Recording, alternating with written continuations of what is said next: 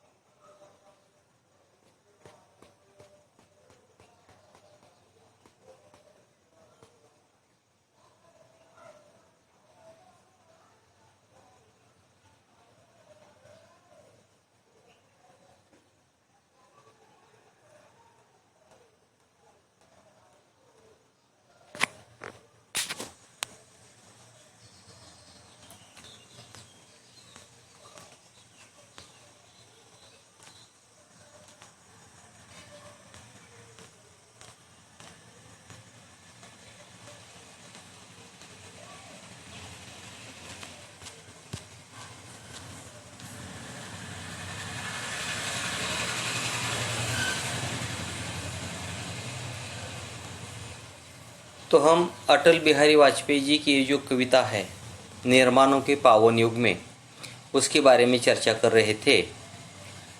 देखिए, आज हम दूसरा चरण जो है, शील विनय आदर्श श्रेष्ठता तार बिना झंकार नहीं है, शिक्षा क्या स्वर साध सकेगी यदि नैतिक आधार नहीं है, कीर्ति कौमुदी की गरिमा में संस्कृति का सम्मान न भूले। तो यहाँ हमें अटल बिहारी वाजपेयी जी बताते हैं कि शील विनय आदर्श श्रेष्ठता यह हर मानव में होनी चाहिए। मानव में शील होनी चाहिए, विनयता होनी चाहिए, वह आदर्श होना चाहिए और उसमें श्रेष्ठता भी होनी चाहिए। इस प्रकार का मानव इस पृथ्वी पर होगा तो हम क्या करेंगे? तो चरित्र निर्माण करते समय वसुधा को या सृष्टि को, पृथ्वी को कोई धोखा नहीं हो सकता। तो इसलिए हर मानव में शीलता होनी चाहिए, विनय होना चाहिए, आदर्शता होनी चाहिए, श्रेष्ठता होनी चाहिए और शिक्षा भी होनी चाहिए। तो हमें शील विनय आदर्श श्रेष्ठता जो है वह शिक्षा के बिना हम मानव में यह नहीं निर्माण कर सकते। तो शिक्षा हो तो ही शील बन सकता है मानव, विनयशील बन सकता है, आदर्श बन सकता है, श्रेष्ठता उनमें आ सकती है। तो यहाँ अटल बिहारी वाजपेयी जी कहते कि शिक्षा क्या स्वर साध सकेगी यदि नैतिक आधार नहीं है। म्हणजे या ठिकाणी आपल्याला शिक्षणातूनच आपल्याला मानव हा शीलवान, विनयशील, आदर्शवत, श्रेष्ठ अशा पद्धतीचा बनवायचा आहे। आणि हे सगळं आपल्याला कशातून शक्य करायचं आहे, तर आपल्याला ते सगळं शक्य करायचं आहे ते म्हणजे शिक्षेमधून। म्हणून ते म्हणतात बघा, शील विनय आदर्श श्रेष्ठता तार बिना झंकार नहीं है, शिक्षा क्या स्वर साध सकेगी यदि नैतिक आधार नहीं है, कीर्ती कौमुदी की गरिमा में संस्कृती का सम्मान न भूले।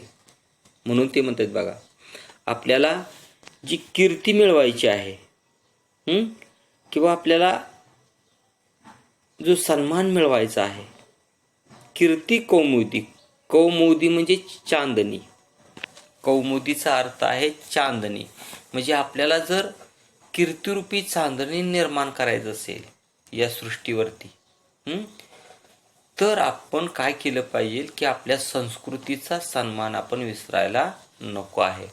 म्हणजे संस्कृती आपण विसरता कामा नये, संस्कृती सोडून आपण इतर काही करायचं नाही। म्हणजे थोडक्यात आपल्याला हे सगळं जे शक्य आहे हे आपल्याला शिक्षेमुळं शक्य आहे।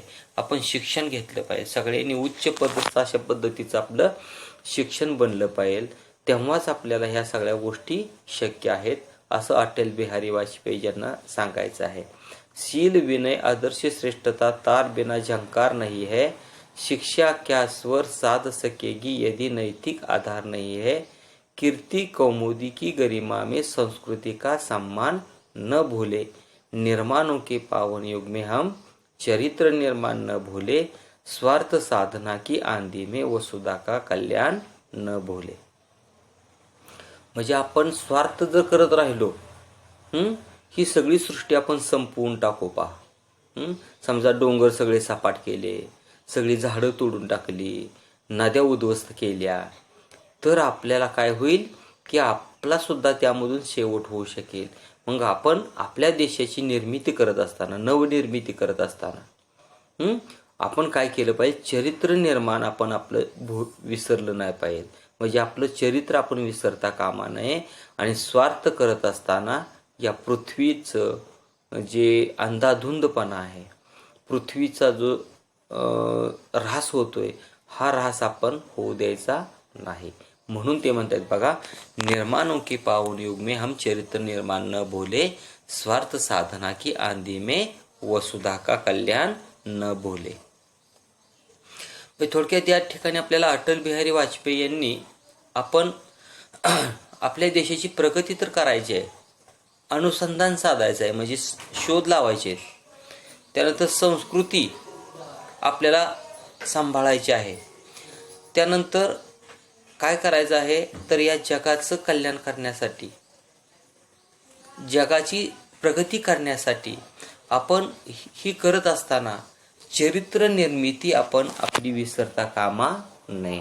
म्हणजे आपण चरित्र निर्माण करत असताना आपण स्वार्थ करता कामा नये, असं त्यांना सांगायचं आहे कवींना। पुढे पाहता, आविष्कारों की कृतियों में यदि मानव का प्यार नहीं है, सृजनशील विज्ञान व्यर्थ है, प्राणी का उपकार नहीं है, भौतिकता के उत्थानों में जीवन का उत्थान न भूले। आता भौतिकता म्हणजे संसारिकता, भौतिकता म्हणजे काय, संसारिकता, आणि उत्थान म्हणजे काय, उन्नती, प्रगती। तर आपल्या देशाची या प्रगती करत असताना, म्हणजे आपण ह्या संसारामध्ये आपली प्रगती करत असताना आपण सृजनहीन विज्ञान सांभाळलं पाहिजे। म्हणजे विज्ञानाचा आधार घेऊनच आपण काय केलं पाहिजे, ह्या सगळे प्रगती केली पाहिजे। परंतु त्या विज्ञानामधून देशाचा जो स्वार्थ आहे किंवा देशाची जी अधोगती ती होता कामा नये। म्हणजे देशातला जो निसर्ग आहे, झाडं आहेत, फुलं आहेत, वेली आहेत, पशु आहेत, पक्षी आहेत, नद्या आहेत, डोंगर आहेत, किंवा ही जी हवा आहे, किंवा जे आकाश आहे, सूर्यचंद्र आहेत, यांना कोणतीही इजा पोचवता कामा नये. म्हणजे आविष्कारों की कृतियों में यदि मानव का प्यार नहीं है, सृजनहीन विज्ञान व्यर्थ है, प्राणी का उपकार नहीं है, भौतिकता के उत्थानों में जीवन का उत्थान न भूले. म्हणजे आपण फक्त संसाराचीच प्रगती करत राहिलो तर आपल्या जीवनाची आपण प्रगती विसरून जाऊया. त्यामुळं संसाराची प्रगती करत असताना आपण जिवंत राहणं, आपल्याला कोणताही धोका न पोचणं आणि त्यामुळं आपलं जीवन धोक्यात येऊ नये, हे आपण पाहिलं पाहिजे. म्हणून आपल्याला जी प्रगती करायची आहे ती सृजनहीन विज्ञानामधून करायची आहे. अशा पद्धतीनं आपण आपल्या देशाची प्रगती करू शकतो. आणि त्यामुळं आपला जो प्राण आहे किंवा आपण जे जीव आहेत सगळ्या सृष्टीवरचे, हे सगळे जीवसुद्धा आपले व्यवस्थित राहू शकतील. म्हणून ते म्हणतायत, निर्माणों के पावन युग में हम चरित्र निर्माण न भूले, स्वार्थ साधना की आंधी में वसुधा का कल्याण न भूले. म्हणजे थोडक्यात या ठिकाणी आपल्याला भौतिकता आणि उत्थान हे जीवनात सार्थ करायचं आपल्याला. परंतु त्यामुळं आपल्या देशातल्या या कुठल्याही निसर्गाला, पृथ्वीला इजा पोचू नये, हीच आपण काळजी घेणं गरजेचं आहे. म्हणून त्यांनी या कवितेमध्ये अटल बिहारी वाजपेयीजींनी आपल्या निसर्गाची आपण काळजी घेतली पाहिजे, सृष्टीची काळजी घेतली पाहिजे. या सृष्टीवरती असणारा प्रत्येक जीव, जंतू, पशु, पक्षी, वेली, झाडं, पाणी, नदी, हवा, हे सगळा जो निसर्ग आहे हा व्यवस्थित राहता कामा, म्हणजे व्यवस्थित राहायला पाहिजे. त्याला कोणताही धोका पोचू नये. नाहीतर स्वार्थ करत असताना आपण हे सगळं जर आपण संपवलं तर आपल्यासुद्धा जीवाला धोका निर्माण होऊ शकतो.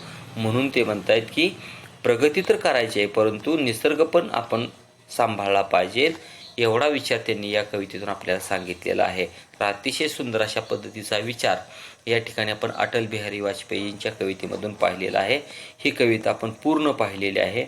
याची जे शब्द आहेत कठीणार्थाचे ते पण या खाली दिलेले आहेत, पान नंबर 38 वरती, आणि काही स्वाध्याय पण दिलेले आहेत.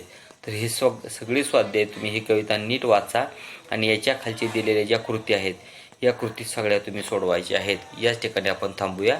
नमस्कार.